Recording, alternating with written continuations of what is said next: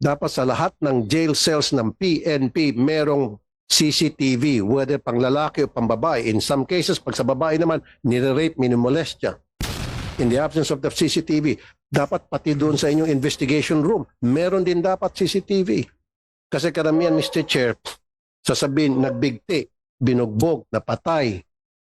Huwag ka, pupunta doon yung inmate, okay, malusog, walang problema. Kinabukasan, nagbigti raw at ang daming pasa. Gumagamit po tayo ng alternative recording devices katulad ng cellphones. Naku po, wala akong tiwala sa cellphone, madali po mabura yun. Madaling Yes, magawa Your- ng remedyo. Pwedeng burahin agad yun, dili lalo kung cellphone niya sarili ng pulis. Buburahin na niya yun, tapos ng laban. Only in the absence of the primary recording device. Pasa Your Honor. natin. Now let's go to the body-worn camera. Mr. Chair, good morning. Senator J.B. Ejercito. Since my election to the Senate in 2022, I have been a firm and unwavering advocate for the widespread use of body-worn cameras. In 19 Congress, I filed Senate Bill number 2199, which is a measure intending to mandate law enforcement officers to use body-worn cameras during law enforcement operations. Unfortunately, kinulang po tayo ng oras para maipasa ito. This 20th Congress I filed Senate Bill number 86 with the same intention, and hopefully this time maging ganap na pong batas itong panukalang ito. It's about time that all our law enforcers should wear body-worn camera at all times kapag sila po ay nasa field. There are cases that has reached my program where police officers conducted arrest with or without warrant that was not done properly and violated the rights of the accused and sometimes their families. Isa pong kaso na inareklamo sa aking programa yung girian sa pagitan ng isang rider at isang pulis. Sa video, malinaw na may nanakit. Ito po, Mr. Chair, if you'll allow me to show a video.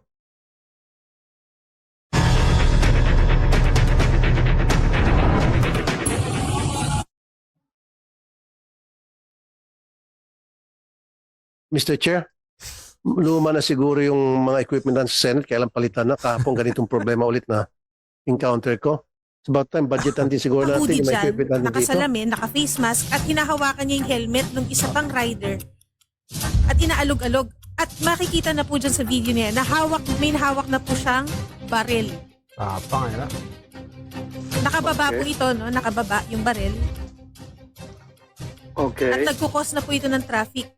Tumabi po yung isang nakaalitan niyang rider at may mga lumapit na po na pulis. At kinusasan po yung isang movie rider. Okay, so ang nangyari, pinusasan ng mga pulis yung ina-assault noong nakaputi na hoodie. Opo. Itong nakaputi na hoodie, nakabunot ang baril. So sa halip na arestuhin yung naka-hoodie na may hawak na baril dahil in the first place, gun ba na maliwanag at that time, election. So bakit hindi yun ang inaresto? Ang malaking tanong, bakit ang inaresto pa yung inaagrabyado, yung ina-assault na rider? Tama? Yes po. Okay. Major Ines, magandang hapon po.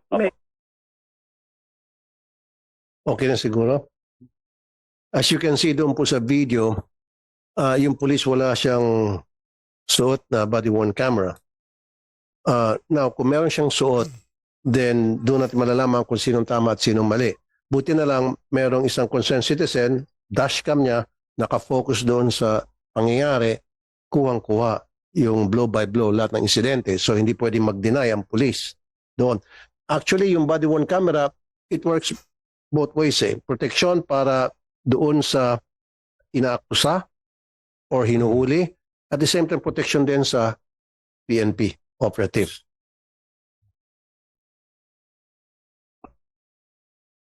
Isa pa pong kaso inilapit sa akin na itong tinatawag na police station modus. Ang estilo po, imbitahin ka sa presinto. Pero pagdating mo roon, hindi ka pa pala palalabasin. Yung sinasabi ng mga police, Mr. Chair, inibitahan ka namin sa presinto, pumunta ka dahil may reklamo sa'yo kahit na walang warrant. Now, pag pumunta ka doon sa presinto at dahil walang body-worn camera, yari ka na. More often than not, tuloy-tuloy ka na sa kulungan. Kasi pwede ka nilang sabihan na resisting arrest, pwede na sabihin na nanakit ng pulis, gagawin ka na kung ano ng istorya. Pero kung mayroong body-worn camera, maiwasan po yon. Maraming beses na po gano'n na nangyari na sinasabing sumunod ka sa presinto, imbitahan ka sa presinto, at kapag sumama ka sa presinto, 9 out of 10, tuloy-tuloy ka na sa kulungan. Kaya palagi ko ina-advise sa mga nakikinig sa programa kung nanonood, na pag walang warrant at nag-invite sa inyo sa presinto, you have the option of not agreeing to the invitation of that policeman, whoever that he is. May isang incident sa Taguig na kung saan mahinahabol ang mga pulis na humantong sa panglulusob nila ng 5 bahay. Sinipa ang pinto at tinutukan ng baril ang mga residente. Ang paliwanag ng mga pulis, hot pursuit daw yun. Again, wala na naman body-worn camera. Kung meron body-worn camera, then magkaalamanan kung tama ba yung ginawa ng mga pulis, kung sumunod ba sila sa procedure o hindi. Meron ba tayong video?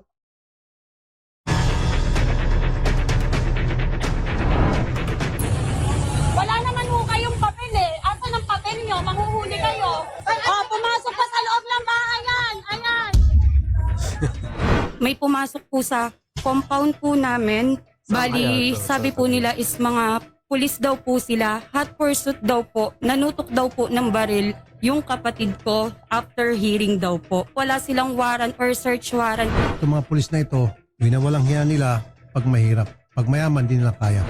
Sa pagpasok nila sa 5 bahay na uncertain sila, walang reason para pasukin nila. Imbestigahan po natin. Pupunta po kami sa inyong tanggapan, General. Samahan po namin itong mga complainant para ma-identify po yung mga pulis na inireklamo ng Taguig. Salamat po, General.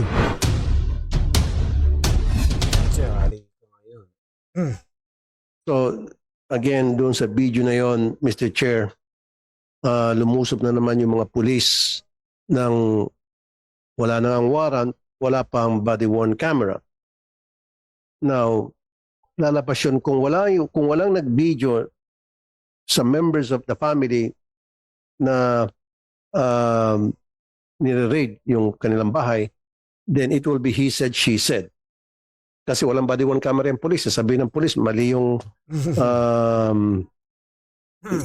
pinuntahan namin bahay. Pwede pang kasuhan ng direct assault.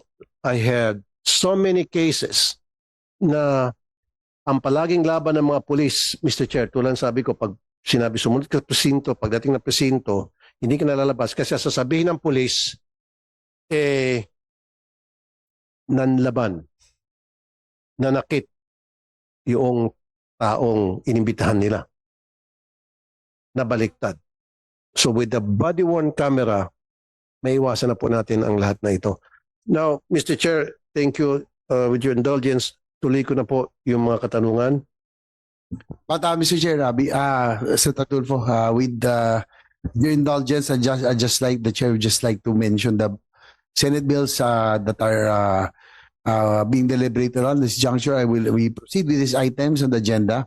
Senate Bill numbers 86, 358, 1184, and 1328, authored by Senators Raffy Tulfo, Ronald De La Rosa, Jingo Estrada, and Mark Villar, respectively. All these bills mandate law enforcement officers to use a body-worn camera during law enforcement operations. So, ito po yung mga bills that will be deliberated. You may now proceed, Senator Tulfo.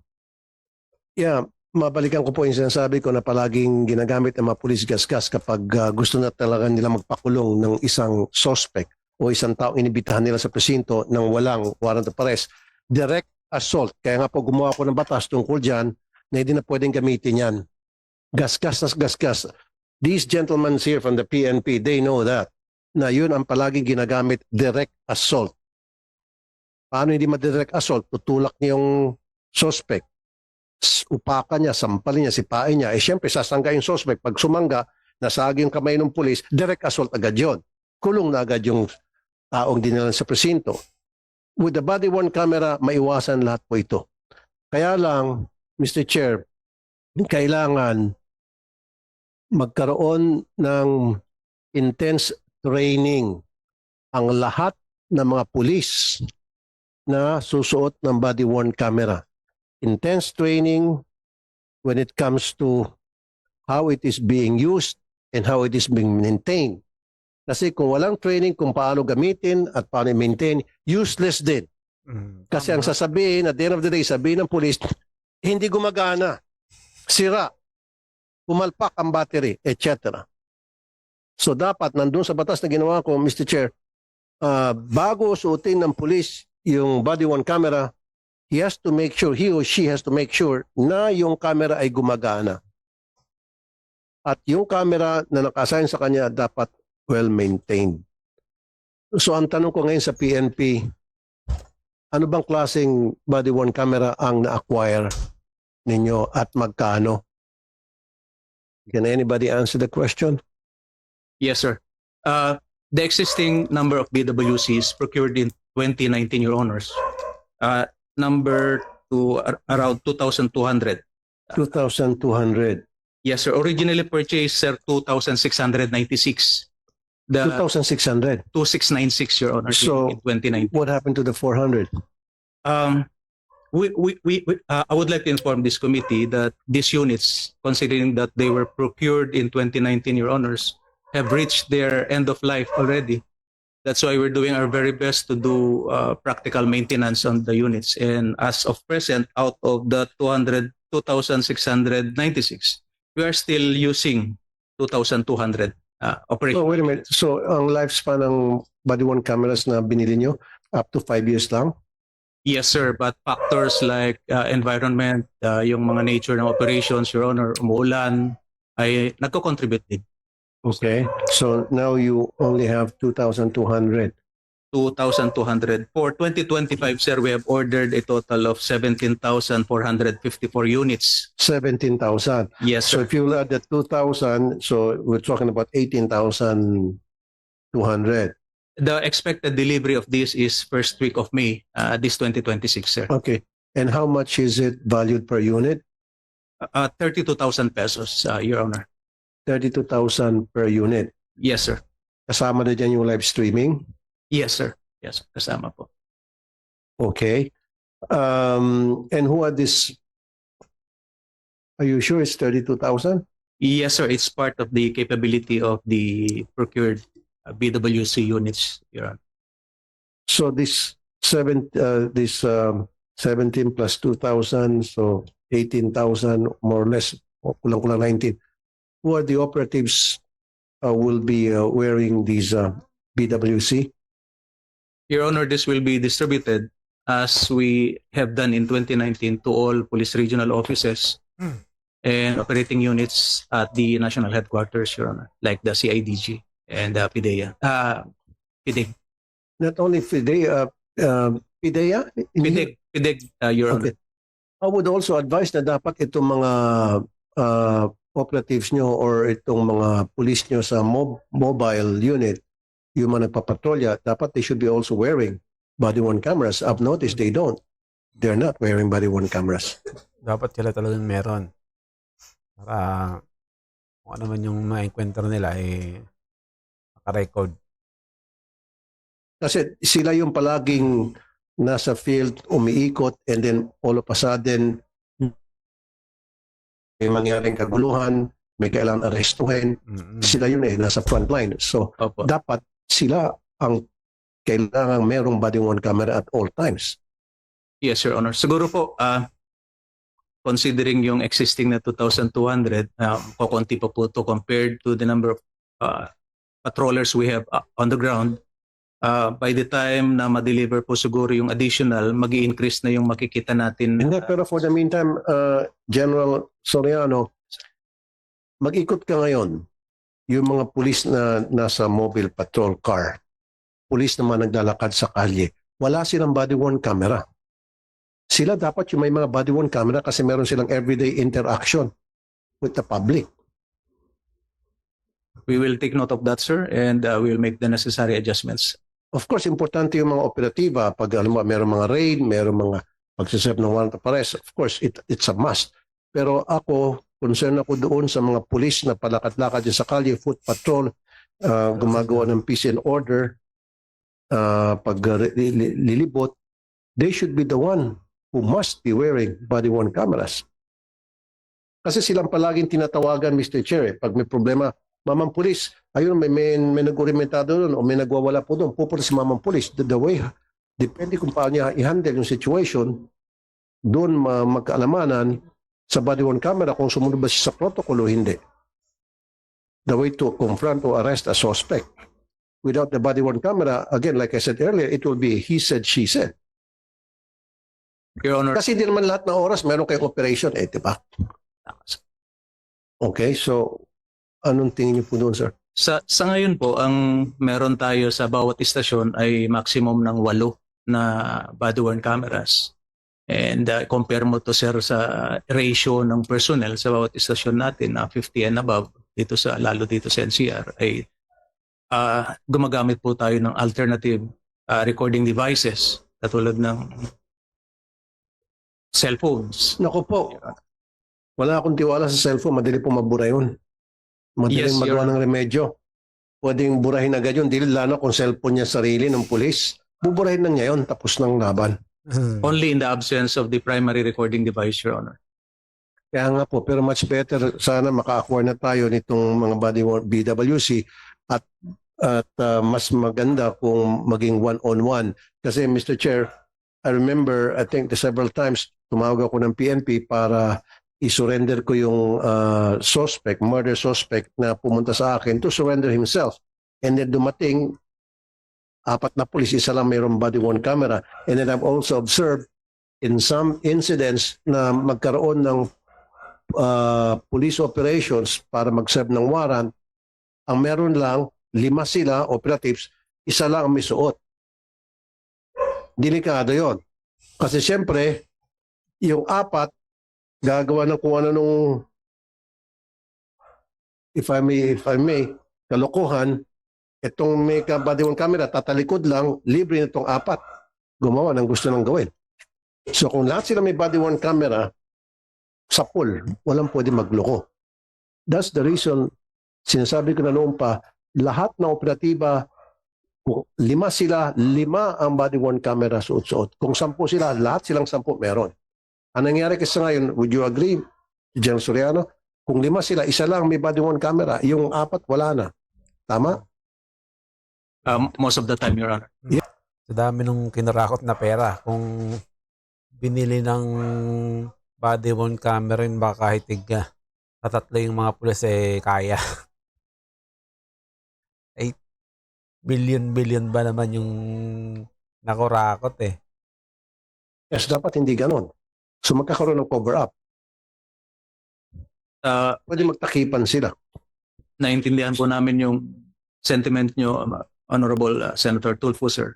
Yun po ang gustong i-address ng mga procurements natin, especially this last 2025. We're just awaiting delivery. And we're looking at procuring a total of 90,000 units until 2028, Your Honor, para po magamit katulad ng sinasabi niyo pong ideal na situation during patrols. Well, with the indulgence of Senator Tulfo. So yung target natin is additional, maging 90,000 total for 2028. Kasi for 2026, I understand that the DLG indicated that there is a plan to procure an additional 34,000 for 2026. Tama ko ba? 2026, 34,000. So additional dun sa 17,000 will be delivered, tapos we will procure another 34,000. So, tama, no? And then, ang target natin is 90,000. Just confirm it lang, General, up to 2028. Para yung target na maabot yung sinasabi ni Senator Tulfo na 1:1 ratio for body-worn cameras para sa lahat ng active duty personnel, ma-active natin.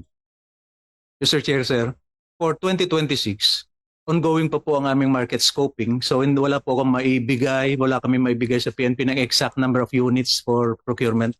So nagma-market scoping pa kami as required under the new Government Procurement Act, Republic Act 12009, Your Honors. Pero ang gusto kasi namin malaman ako, General,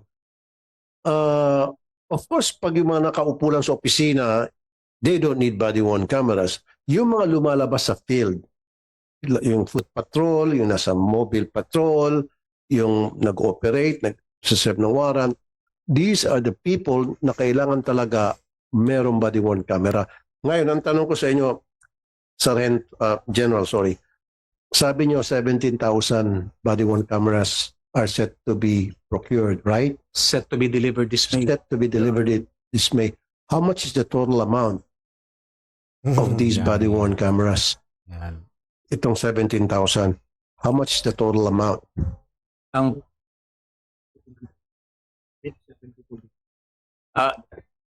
ang total amount for this procurement, Your Honor, is 872 million pesos. 872 million pesos. Would you divide that? I don't have the calculator because nabigla mo ako ngayon. So 872 million pesos divided by 17,000, how much would that be? Please give me time Okay. to compute, Your Honor. If I may, and also, if I may, but in also, nag-i-issue kasi po ito, no? That's why Senator Tulfo is asking. Noong isang taon, dahil yung body-worn cameras ng Philippine Ports Authority that were flagged down by our colleague Senator Tulfo, medyo mataas po ang presyo. That's why siguro ito ho yung gustong malaman na presyo natin per unit. No? So gusto lang liwanagin yung cost ng PNP para sa sarili nitong body-worn camera system. I think ito Yeah. yung Thank you, Mr. Chair. Kasi katulad sa Philippine Post Authority, lumilitaw na isang body-worn camera nila nag-amount to 875,000 pesos per unit. Yan yun. So dito, magkano po? Your Honor, Lumilitaw? gusto ko pong inform ang committee na aside sa 17,454 units ng BWC, ay meron din po itong kasama na 1,990 units ng desktop computers intended for the operation of these BWCs. At meron din pong kasama ito na UPS at network attached storage for the BW system. So we included po sa costing ng BWC at 32,000 per unit, Your Honors. So lumilitaw, it's 51,294 per unit. Kung, kung yung sinasabi mong amount na binigay sa akin, how much was the amount again, you said? The total amount? 49,000. 49,000. Almost 50,000. 49,959 to be exact. Per unit. Yes, Your Honor. At the number of units you just mentioned, how much was it again? Yes, Your Honor. It's a 17,454 units. 17,454? Okay. Correct, And, Your Honor. and then the total amount? 872 million pesos. Okay. Hindi skandaloso para sa akin, Mr. Chair. Kasi kumpara doon sa Philippine Ports Authority, isang unit lang nag-amount ng 800 million. Ito, Naman siguro. more or less, mga nasa 50,000 per unit. Okay na, kasi maraming mga add-on. Yes, sir. Wala tong live streaming. Meron, sir. Pag may operation lang. That's correct, sir. Okay. Now, paano yung, sino yung responsible sa custody nito? After na halimbawa, after nag-duty ng operatiba natin, sino ang nagsi-safekeeping nitong mga body-worn cameras?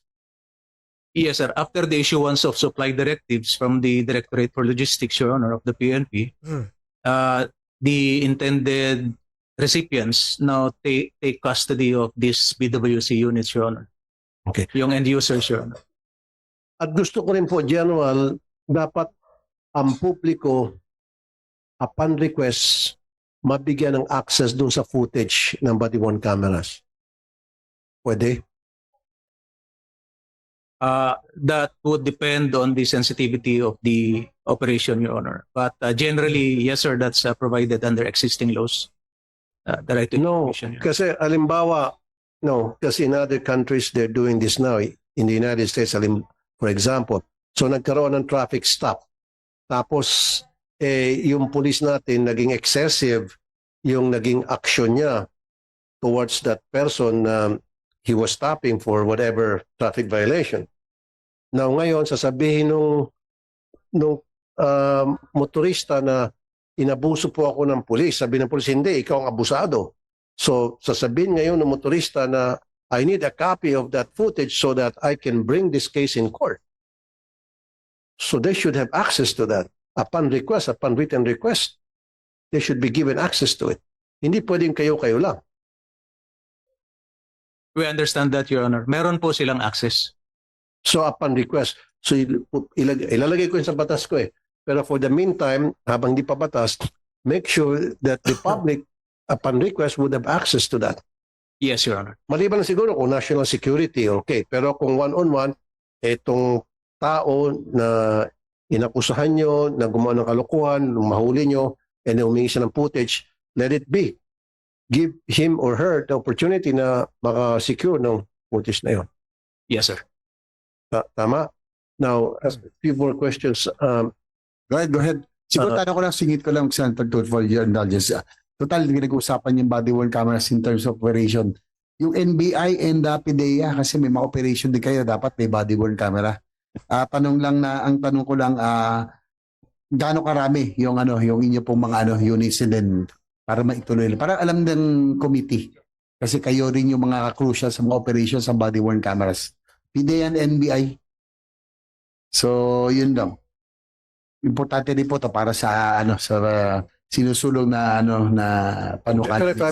Makasingit pa ako siya magsagot.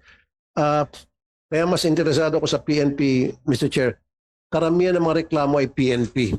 Bibihira, may magreklamo sa akin. Yung PDEA, ni-raid kami, loko-loko, abusado, siraulo, etc. I'm sorry for the words. More on PNP. PNP talaga ang palaging sentro ng reklamo ng mga taong pumupunta sa programa ko. But anyway, you might want to answer the chairman's question. Yeah, sir, we have body cameras. So now we have 806 for the whole PDEA. And we had an average per region about 40 to 45 cameras per region. Not all are wearing cameras during operations. But here in Metro Manila, every team has its own because we have a lot of cameras remaining here. In the regions, maybe in every teams, there are 2 or 3 cameras being used during operations. But PDEA has only planned operations. That is search warrant, warrant of arrest, and bypass operations. We have no warrantless arrest for the moment. Okay, proceed. NBI, quickly lang para maituloy na ni Senator Tulfo because he has a hearing to another hearing. Sige, Attorney Demetria. Mr. Chair, I am not sure as to the number of the body-worn camera, but rest assured that we are complying with Admin Matter 210608, sir. In all our operation. Again, Mr. Chair, wala akong mga reklamo na tanggap sa NBI na nag-cooperate sila at may pang-abuso. Kung meron man bibihira, more on sa PNP. Kaya I'm going to concentrate my questions sa PNP konti na lamang. Pero mag-segue muna ako sa body-worn cameras. Nasuggest ko na ito several chief PNPs ng nakaraan. Yung pagkakaroon ng CCTV sa mga presinto ng PNP, especially sa mga jail cells. Of course, pwera dun sa mga CR nila. Kasi karamihan, Mr. Chair, sasabihin, nagbigti, binugbog, napatay. Huwag ka, pupunta dun yung inmate, okay, malusog, walang problema. Kinabukasan, nagbigti raw at ang daming pasa. Palagi nangyari po yun. That's why I suggested, dapat sa lahat ng jail cells ng PNP, merong CCTV, whether pang lalaki o pang babae. In some cases, pag sa babae naman, nire-rape, minimolestya. In the absence of the CCTV, dapat pati doon sa inyong investigation room, meron din dapat CCTV na habang iniimbestigahan yung suspect, nakikita how it's being investigated, how it's being done. Kasi in some cases, tinotorture, binubugbog. Kahit na walang kasalanan, napapaamin yung suspect dahil binubugbog eh. Natutupad na ba yun? Meron na bang mga CCTV sa mga areas, of course, strategic areas sa lahat ng presinto? Particular na sa jail cell, pati doon sa pagbablatter. Kasi, Mr. Chair, pag sa blatter, whether ikaw ay suspect o hindi, pag nagtanong, ang susuplado ng mga pulis, ikaw na nga magreklamo, pag tinanong ka, para kang inimbestigahan, yung iba natatakot, umatras na, ba't pa ako magreklamo? Habang ako'y tinatanong, parang ako yung suspect, alis na lang ako. So, kailangan ng CCTV dyan sa blatter section. Tapos sa mga jail cells, meron na ba? Wala. Your Honor, meron kaming existing na policy sa PNP on the installation of CCTVs in specific areas in every station, but this is limited to the availability of CCTV. This is one of our ways forward, katulad din ng BWC, Your Honor. No, teka muna sir, nag-budget na ako dyan, nag-request ako ng budget for that na magkaroon ng CCTV sa jail cells. Of course, huwag mo ilagay sa loob ng jail mismo dahil sungkitin niya ng mga inmates. Doon sa labas na nakafocus na may kita yung activities ng mga preso doon sa loob. Sa ngayon naman, Your Honor, karamihan meron sa Huwag karamihan, dapat lahat meron. Kasi I think last year, may namatay na naman na inmate. At sinabing nagbigti. Pumunta sa programa ko. Paano nagbigti? Ang daming pasa sa paa.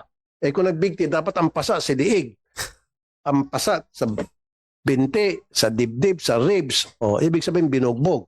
Kung may CCTV, hindi mangyari yun. Diba? Saka dun sa interrogation room, dapat meron ng CCTV. It's a sir. must. You should do that. General, ilang beses na ako nagsalita ito, ilang PNP na nakalipas. Puro yes, yes, Your Honor, yes, Your Honor. Pero hanggang ngayon, wala pa rin. Anong klase yan? Doon sa mga areas na sinasabi niyo, Your Honor, meron naman tayo existing sa Lahat ng jail cells? You sure? sa police stations, Your Honor. Yeah, kaya nga, sa lahat ng police station, mga jail cells, dapat Yes, meron. Your Honor. Meron na? They are required, Your Honor. Required, pero hindi pa lahat. Kasi maggagawa ko ng random inspection, gusto ko dapat lahat. Meron. Tapos doon sa mga pagblateran, yung welcome to the PNP, tapos di ba may desk yan. I want a CCTV in place para makita natin kung paano nag-handle yung mga pulis natin doon sa mga pupunta sa presinto. It's either para magreklamo o sila ay pinoprocess bilang suspect. At saka doon din sa investigation room, I want a CCTV para makita how the suspects are being handled.